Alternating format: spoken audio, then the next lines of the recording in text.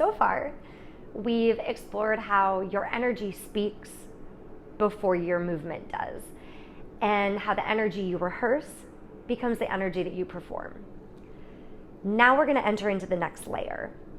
And this is what makes it a little bit more juicy. This is when we begin to connect with our audience. This is your ability to transmit. Stage presence is not just something you feel. It's something that others feel through you. We're kind of doing emotional telepathy here.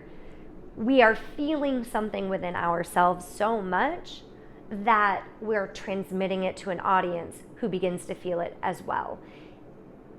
It's those moments where, as an audience member, you begin to smile while you're watching a performance, or you begin to feel it within you as well. That's what we're going for, and that's what we're diving into. Performance is an emotional transmission. It is a message that we are sending. You create this emotion in your body, and your audience begins to experience it. And that happens sometimes whether you want it to or not. Let's just use for an example, say you stumble and you begin to feel defeated. Your audience is going to feel that too, but the way you recover from it, as you continue to project your energy onto your audience, is also how you're telling the audience to recover as well. So this is kind of how you can begin to control the message that you are sending. The emotion you create in your body is what the audience will experience, whether you name it or not. If you're feeling sad, angry, sensual, frustrated, the audience is going to feel that as well. And, they might not know why. Just like how when you watch a movie, you don't exactly know why you're beginning to feel emotional, but all of these things like the music and the movement and the costuming are all kind of contributing to it. That's why emotional clarity is everything. Because if you want your audience to feel something, you have to feel it first. Something that my mentors have said to me time and time again that really landed was, if you're turned on, they're turned on. So that's why I keep coming back to this. If you feel it, they feel it. Just like how the emotion that you rehearse is the emotion you perform. Do you see how all of these things begin to work together? You're not performing at an audience, right? You're performing for your audience. You're performing as an offering, as an invitation to kind of join you on this emotional journey. It's not something that you scream at them. You don't make them feel this way. You feel this way, and it inherently becomes something that they feel as a byproduct. Performing the feeling is a lot different than performing the choreography. Yes, you have choreography, but you can perform the feeling through the choreography.